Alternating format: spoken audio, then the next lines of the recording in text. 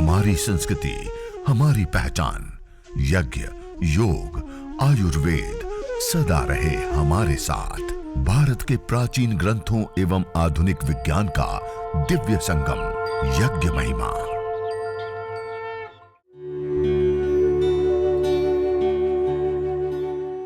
भारतीय संस्कृति में यज्ञ, योग एवं आयुर्वेद जैसी अमूल्य विद्याएं हैं, जिसका मूल है वेद। इतिहास की ओर दृष्टि डालें तो भगवान राम, भगवान कृष्ण से लेकर राजा महाराजाओं, ग्रामवासियों व अरण्यवासी ऋषियों की कुटियों तक नित्य व नैमित्तिक यज्ञों का प्रचलन देखने को मिलता है। जब रोग की अवस्था बढ़ चुकी है, बिगड़ चुकी है, अब कोई उपचार पद्धति प्रक्रिया काम नहीं आती, तब देव व्यापास चिकित्सा। 3 प्रकार की आयुर्वेद में चिकित्सा बताई, देव व्यापास है, युक्ति व्यापास है और सत्वावधि। यज्ञ को देव व्यापास चिकित्सा कहा। और जब अब कोई काम नहीं आ रहा है, कोई चारा नहीं है, आरोग्याति वेद विहित यज्ञ का अनुष्ठान करके उस बीमारी को जीते, ऐसे कहा। और अथर्ववेद में भी कहा, यदि क्षितायुर यदि वा परेतो यदि मृत्यु और अंतिकम नीतेव तमा हरामि अस्पार्शमेनम सतसात। यदि व्यक्ति की आयु क्षीण हो चुकी है, उसके प्राण, उसके धातु ये क्षीण हो चुकी है, अब उसका लंबा जीवन नहीं है, तमा हरामि, उसको भी मैं यज्ञ बाहर लाता हूं। 7 है 100 साल की निरोगी आयु प्रदान करता हूं यज्ञ के माध्यम। और उसके आधार पर जब रिसर्च किए गए तो यज्ञ के धूम्र के अंदर भी अलग अलग प्रकार के मॉलिक्यूल्स, कंपोनेंट्स आदि पाए गए। और उसके साथ साथ कुछ रिसर्चों में तो ये तक पाया गया कि हवन करने पर जब बैठ करके मंत्रोच्चारण पूर्वक हम आहुतियां देते हैं और बैठे होते हैं, इसका जो विखंडन होता है सारी जड़ी बूटियां, गाय के घी आदि का, उससे जो एनर्जी, जो ऊर्जा का फ्लो बनता है, वो पूरे वायुमंडल को, पूरे अस्तित्व को प्रभावित करता है, सत्व से युक्त कर देता है, एनर्जी, ऊर्जा, शक्ति से। और नैनो पार्टिकल होते हैं, नैनो पार्टिकल हमारे रोम से, हमारे श्वास के माध्यम से हमारे भीतर जाते हैं, मेडिसिनल कंपोनेंट जाते हैं। उसके साथ साथ इसके अंदर परफ्राल आदि कंपोनेंट होते हैं, सौमनस्यकारी, हमारे मन को विशेष रूप से रिलैक्स करते हैं, स्ट्रेस हार्मोन्स को एकदम डाउन करके गुड हार्मोन्स को बढ़ा देते हैं।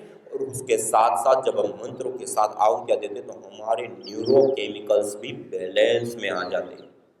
पंच प्राण, पंच उपप्राण, सप्त धातुओं का पोषण होता है। अष्ट चक्रों के अंदर जीवनीय शक्ति का संचार होता है। इस प्रकार जब बैठ करके हवन करते हैं, और ये मूल तंत्र पंच प्राण, पंच उपप्राण, सप्त धातु, ये अष्ट चक्र, ये ताकतवर शक्तिशाली है, तो शरीर में कोई रोग होता ही नहीं है।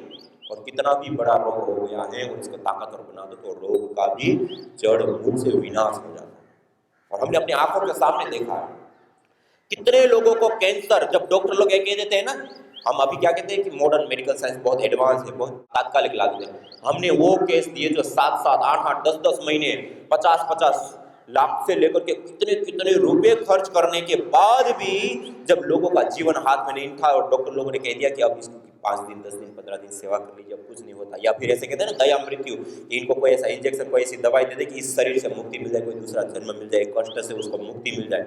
ऐसी अवस्थाओं में जब लोगों को छोड़ देते हैं, उनको कहा कोई नहीं, आप अभी जी रहे हो, श्वास तो ले रहे हो, अपने घर के अंदर, अपने कमरे में हवन करना प्रारंभ करो। और उन्होंने प्रारंभ करना चालू किया। आपको जानकर के आश्चर्य होगा, उन लोगों ने भी नव जीवन पाया। ये वेद मंत्र में जो कहा ना, यदि क्षितायुर यदि वा परेतो, वो हमने साकार होते हुए देखा, करने को लाभ।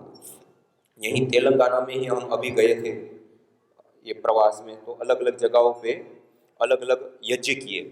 उसमें जब पहले हमने ऑनलाइन शिविरें किए थे तो उस दौरान कुछ लोग उस समय जुड़े ऑनलाइन में प्रशिक्षण में, तो उस समय उनको पता चला कि यज्ञ से भी बीमारियां ठीक होती हैं। तो उन लोगों ने अपने घर में प्रारंभ किया। एक प्रणीता बहन है,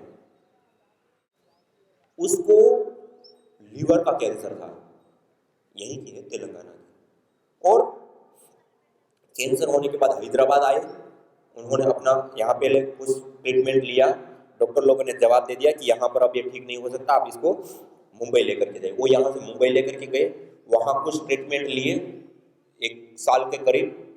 वहाँ ट्रीटमेंट लेने के बाद फिर कोरोना काल चालू, उन्होंने फिर यहाँ ट्रांसफर कर दिया, फिर यहाँ पर लिया। और लास्ट में हर ट्रीटमेंट के बाद उनकी स्थिति बिगड़ रही थी, और बिगड़ते बिगड़ते उनकी स्थिति बहुत सीरियस अवस्था में आने लगी। और लास्ट यहाँ पर थेरेपी देने के बाद डॉक्टर लोग ने कहा कि अब हम इसको थेरेपी नहीं दे सकते हैं, अब ये लास्ट थेरेपी है, आप घर पे ले जाइए, जो सेवा कर सकते हैं वो सेवा कीजिए। 57 लाख रुपए खर्च किए 2 साल के अंदर। कितने? 2 साल के अंदर 57 लाख रुपए खर्च किए और उसके बावजूद क्या जवाब दिया? अब आप इसको ले जाइए, जो सेवा कर सकते हो करिए, अब हम इसको ट्रीटमेंट नहीं दे सकते। उस समय उन्होंने अपने घर में यज्ञ कर्कटेश की हवन सामग्री से करना चालू किया। अभी हम यात्रा में वहां पर वो आए, पता चला उनको कि अभी शिविर आदि हो रहे, वो आए। उन्होंने कहा कि 3-3.5 महीने के अंदर में वो कैंसर क्योर हो गया। कितने महीने में? 3-3.5, और उसमें 2 साल से अधिक ट्रीटमेंट लिया। 57 लाख रुपए खर्च। मैंने कहा इसका कितना खर्च हो गया? अभी 10,000 का भी अभी हमने खर्च नहीं किया। कहाँ 57 लाख और कहाँ 10,000, और कहाँ पर 2 साल और कहाँ पे 3 महीने, फिर भी रिजल्ट नहीं और फिर भी रिजल्ट। कितना बड़ा अंतर है। और आज वो दंपति जितने भी उनके संबंध में या संपर्क में आते हैं कैंसर के रोगी, उनके घर पे जाते हैं, उनको कहते हैं ये ट्रीटमेंट है, करो, उनको सिखाते हैं, उनको बताते हैं, उनको सारी चीजें देते हैं और यज्ञ कराने के लिए सिखाते हैं। और हर दिन अपने घर के अंदर हवन करते हैं, और हर दिन 135 दिन उन्होंने मेरे को ऐसे कुछ बताया, 100 से ऊपर दिन, हर दिन एक नए दंपति को अपने घर में बुलाते हैं सुबह सुबह में हवन करने के लिए। अड़ोसी पड़ोसी संबंधी काम करने वाले हर दिन एक नए दंपति को उनको बताते हैं कि देखो ऐसे 10 मिनट में होता है और ऐसे कर लो तो कोई रोग होगा नहीं, और हो गया तो ठीक हो जाता है। कितनी बड़ी बात है, इतना छोटा सा यज्ञ करने पर रोग। ऐसी एक रेखा जी, उनको ब्रेस्ट कैंसर था और पूरा फैल गया था बहुत बड़ी मात्रा में। उनकी भी ऐसी ही कंडीशन थी, पूरी कंडीशन। उस समय उनको भी यज्ञ कराया। उन्होंने 32 लाख रुपए खर्च किए थे। कितने? अपना एक, उनके पास सामान्य परिवार से थे, पैसा नहीं था, प्लॉट बेच करके उन्होंने अपना ट्रीटमेंट कराया। उनको भी लास्ट में यही कहा और उन्होंने यज्ञ किया, वो भी ठीक हो गई। ऐसी एक बहन मिली, उनको मिर्गी की प्रॉब्लम थी, उन्होंने यज्ञ किया, मिर्गी ठीक हो गया। ऐसे कितने सारे लोग कोमा में जो लोग होते उनको भी लाभ होता, मानी अलग अलग बीमारी। मूल बात है हमारे पंच प्राण, पंचोप्राण, सप्त धातुएं और अष्ट चक्र यदि ताकतवर शक्तिशाली और हमारी प्राण शक्ति मजबूत रही तो कोई रोग होता नहीं, और यज्ञ करने पर प्राण शक्ति, जीवनी शक्ति का संचार हो जाता है। ये बहुत बड़ी चीज है। और मैंने कहा ना अभी, हमारा सबसे ज्यादा और इंपॉर्टेंट आहार कौन सा होता है? कौन सा होता है? वायु। हवन करने पर वो वायु मेडिकेटेड हो जाती है। हम 24 घंटे उसके अंदर रहते हैं तो वो हमारे भीतर जाती है, तो कैसा भी रोग हो उस रोग को भी ठीक कर देता है।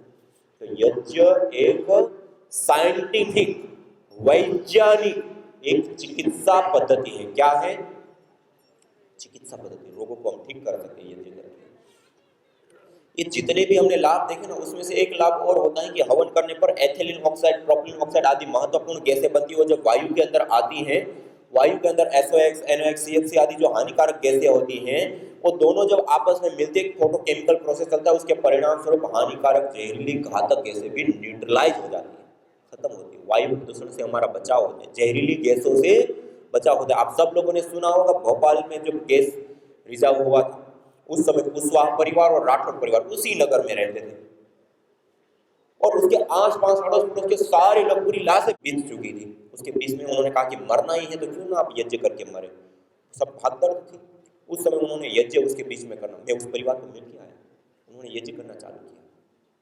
गाय के गोबर के उपलों के साथ, चावल और गाय के घी के साथ हवन उन्होंने किया। वो परिवार पूरा बच गया, वो हानिकारक जहरीली घातक गैस न्यूट्रलाइज हो गई। तो जहरीली गैसों से भी हमें बचाते हैं। और आज तो हम ना जाने कितने ऐसे जहरीली गैसों की चीजों हम रखते हैं, प्रयोग करते हैं घरों में, उन सबसे हमारा बचाव होता है, पूरे परिवार का बचाव होता है। और उसके सब के साथ साथ देखिए, जितने भी हम लाभ देखे, चाहे चिकित्सा हो, वायु का शोधन हो, या अलग अलग जितने भी हमने लाभ देखे, ऋण आवेशित कण बढ़ाना आदि, ये सारे के सारे साइड बेनिफिट है। क्या है? यज्ञ को हमें कर्तव्य कर्म के रूप में करने के लिए कहा हमारे शास्त्रों में। ये हमारा कर्तव्य कर्म है। हम जिन 5 तत्वों का प्रयोग करते हैं, अग्नि, वायु, जल, पृथ्वी, सूर्य, चंद्र, नक्षत्र, तारा, उपग्रह, इन सबसे ले रहे हैं ना, इन सबसे ले रहे हैं। तो किसी से हम ले और वापस ना लौटाए तो हम क्या हो जाते हैं? ऋणी। तो हम इन दैवीय शक्तियों के क्या होते हैं? ऋणी। हम जब से जन्म लिया तब से हम उनसे ले रहे हैं, लेकिन वापस क्या लौटा रहे हैं? उनको क्या दिया हमने? कुछ नहीं दिया। इस ऋण को कहते हैं देव ऋण। क्या कहते हैं? देव ऋण। और इस देव ऋण से उऋण होने के लिए देव यज्ञ किया जाता है। क्या किया जाता है? देव यज्ञ। और इस देव यज्ञ को जरामर्य सत्र कहा। यद अग्निहोत्रम जरयाह वा मृत्यु न।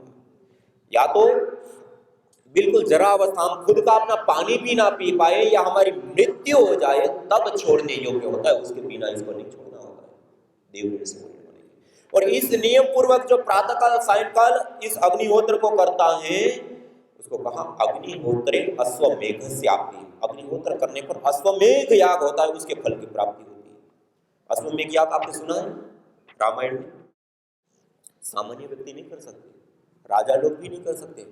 राजाओं के भी राजा जो चक्रवर्ती सम्राट होते हैं, बहुत बड़े राजा, और उसमें भी वो राजा भी वैसे नहीं कर सकते। उसके कुल खानदान पीढ़ियों से उस कुल खानदान में अलग अलग योग्यताएं होनी चाहिए, और उस योग्यताओं से युक्त होने के बाद, चक्रवर्ती सम्राट होने के बाद, बहुत यशस्वी और धनवान होने के बाद वो उस यज्ञ को करने का अर्हता रखता है।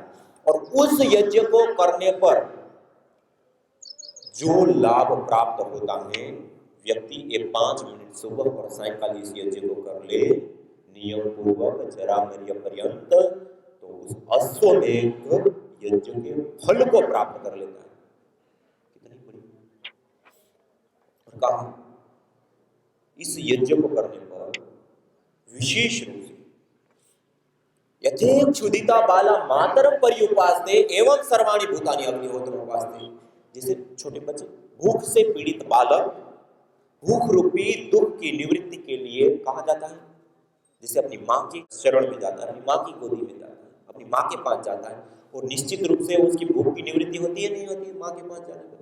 एवं सर्वाणि भूतानि अग्निहोत्र उपास्ते। ऐसे ही सारे मनुष्यगण अपने जीवन में आने वाले विभिन्न प्रकार के तापों को, दुखों को, कष्टों को दूर करने के लिए यज्ञ हवन अग्निहोत्र की शरण में जाते हैं और सभी प्रकार के दुखों से छुटकारा पाते हैं।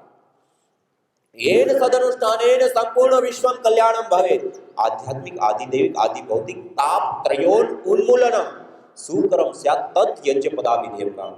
जिस सद अनुष्ठान को करने पर संपूर्ण विश्व का कल्याण हो और आध्यात्मिक, आदिदैविक, आदि भौतिक ताप त्रयोन उन्मूलन, हमारे व्यक्तिगत जीवन में आने वाले जितने भी दुख, क्लेश, कष्ट, बाधा, पीड़ाएं हैं, उन सब का उन्मूलन, दूर करना, जिससे सरल हो जाए, उसको कहते हैं अग्निहोत्र। इतनी बड़ी विधि है। तो यह यज्ञ एक बहुत आध्यात्मिक रूप से भी हमें पोषित करने वाला होता है। और सबसे बड़ी बात है, देखिए, हम जिस जीवन को जीते हैं, इस जीवन का मूल केंद्र बिंदु क्या होता है? पुण्य होता है। क्या होता है? हमने इस जन्म में जैसे हम कर्म करते हैं उसी के आधार पे 2 चीजें हमें मिलती है, पाप और पुण्य। लोग कहते हैं ना, मरने के बाद क्या साथ में लेके जाओगे? मरने के बाद ये दोनों ही साथ में जाती है। क्या साथ में जाता है? पाप और पुण्य। और इसी के आधार पे हमें जाति, आयु और भोग मिलता है। क्या मिलता है? जाति मानी मनुष्य, कीट, पतंग, पशु, पक्षी आदि। कौन सी जाति में जाना है? हमें मनुष्य मिल गया। जाति के बाद तय होता है आयु। उसकी आयु अब कितनी होनी है? उसी पुण्यों के आधार पे जाति भी मिली, उसी पुण्यों के आधार पे अब आयु। एक व्यक्ति को देखें तो जन्म होते ही मृत्यु को प्राप्त हो जाता है, किशोरावस्था, बाल्यावस्था में मृत्यु को प्राप्त हो जाता है, युवावस्था में चला जाता है। मान लो उसमें भी हमें चिरकाल की आयु मिल गई। उसके बाद आता है भोग। क्या होता है? भोग मानी इस जीवन में मिलने वाली सारी सुख सुविधाएं, ज्ञानी माता पिता, अज्ञानी माता पिता, यशस्वी कुल खानदान, सामान्य कुल खानदान, धनवान, गरीबी। एक व्यक्ति को हम देखें, रात दिन मेहनत कर रहा होता है, अपने बच्चों को नहीं पढ़ा पाता है। और एक व्यक्ति को देखें, घूमते फिरते हुए अरबों खरबों का व्यापारी होता है, अरबों खरबों रुपयों के पास। किस आधार पे? पीछे की हुए। एक व्यक्ति को देखें तो जन्म होते ही अरबों खरबों का मालिक बन जाता है, सोने की चम्मच से दूध पीता है। और एक व्यक्ति जन्मते ही उनको दूध पीने के लिए भी लाला होता है। एक व्यक्ति बीमार हो जाए तो कोई पूछने वाला नहीं होता, और एक व्यक्ति को छींक भी आ जाए तो पीछे 10 डॉक्टर खड़े होते हैं। ये सब किस आधार पे हमें मिलता है? पुण्यों के आधार पे। किस आधार पे? और उस पुण्य को मनुष्य जीवन में प्राप्त करने का सबसे बड़ा अमोघ और अथाह पुण्य को प्राप्त करने का केंद्र बिंदु कोई है तो यज्ञ, हवन, अग्निहोत्र। यज्ञ अथाह पुण्यों को देता है। धरती पर कोई ऐसा कर्म नहीं है जिससे इतनी बड़ी मात्रा में हमें पुण्य प्राप्त हो। यज्ञ एक सबसे बड़ा पुण्यशाली कर्म, इसलिए इसको यज्ञ को पुण्यों की कृषि कहते हैं। क्या कहते हैं? पुण्यों की कृषि, अथाह पुण्यों को देने वाला। तो इस प्रकार हमारे पूरे जन्म जन्मांतर को सुधार देता है। ये मनोकामना की पूर्ति करता है। इष्ट काम दुख, सर्व काम दुख, सत्या संतु यजमान से काम का। जो यजमान यज्ञ करके अपनी प्रार्थना करता है उसकी वो मनोकामनाएं पूर्ण होती है। अब कितने लाभ है मनोकामना की? पुण्यों की प्राप्ति, जन्म जन्मांतर का शोध, और इन सब के साथ साथ देव से हम पूर्ण हो जाते हैं। साइंटिफिकली देखें तो हमारी चिकित्सा भी होती है। शुद्ध वायुमंडल मिलता है, जंगल से वायुमंडल मिलता है, बैक्टीरिया, वायरस, फंगस, रेडिएशन, वायु प्रदूषण से हमारा बचाव होता है। कितने सारे लाभ। आप बताइए 10 मिनट का कोई कर्म मनुष्य के द्वारा किए जाने वाला हो और उससे इतने सारे लाभ हो, दृष्ट भी, अदृष्ट भी, आध्यात्मिक भी, भौतिक भी, है कोई? इसलिए इस यज्ञ कर्म को कहा यज्ञो वै श्रेष्ठतम कर्म। मनुष्य के द्वारा धरती पर जितने भी कर्म किए जाते हैं उसमें सबसे श्रेष्ठ और उत्तम कर्म का कोई कर्म है जो यज्ञ कर्म है। क्या है? यज्ञ। और जब हम यज्ञ करने के लिए बात करते हैं तो बहुत सारे लोगों के मन में आता है ये तो पंडितों का विषय है, ये तो ब्राह्मणों का विषय है। ये पंडितों को ब्राह्मणों के लिए नहीं, हम सब के लिए है। क्या पंडित ब्राह्मण ही बैक्टीरिया वायरस से प्रभावित होते हैं? क्या वही इस वायु में श्वास लेते हैं?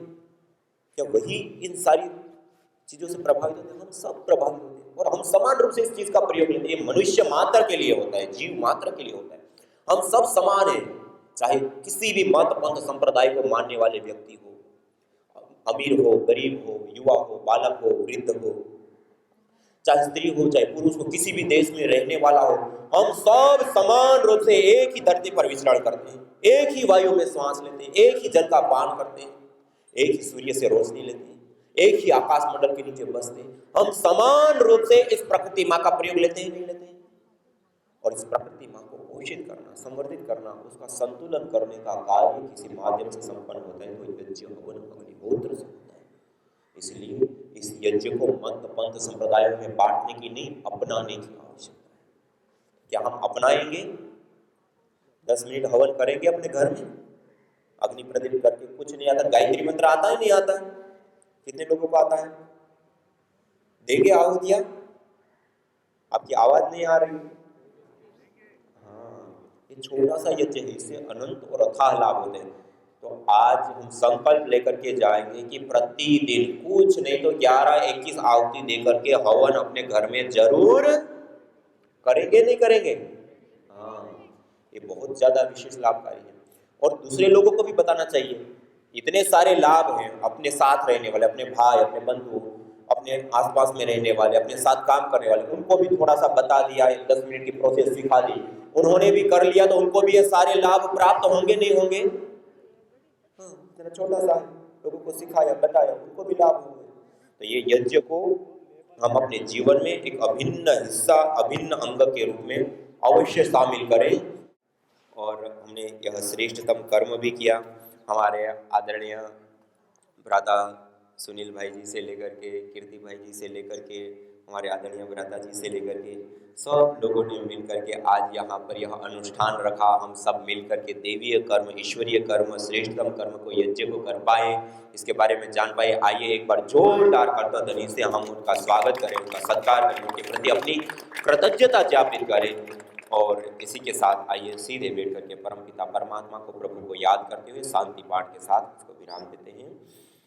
ओम द्यौः शान्तिरन्तरिक्षं शान्तिः, पृथिवी शान्तिरापः शान्तिरौषधयः शान्तिः, वनस्पतयः शान्तिर्विश्वे देवा शान्तिर्ब्रह्म शान्तिः, सर्वगं शान्ति शान्तिरेव शान्ति, सा मा शान्तिरेधि।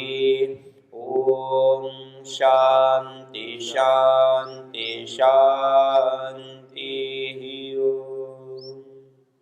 सभी को सादर नमस्ते, प्रणाम। हो। न जाने कितनों ने आहुतियां दी इन अमित्र रोगों के संतापों से, है वर्तमान भी आज दुखित, न पूछो भविष्य के प्रकोपों से।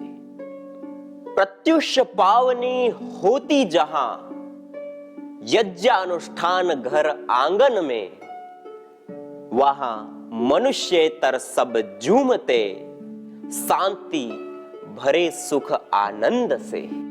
इदम हवीर यातो धाना नदी फेना इमाम वहत, अर्थात जैसे नदी का जल जाग को बहा ले जाता है, वैसे ही यज्ञ में आहूत की हुई हवि सभी प्रकार के रोग, दोष, ताप, संतापों को वैसे ही बहा ले जाती है जैसे नदी जागो।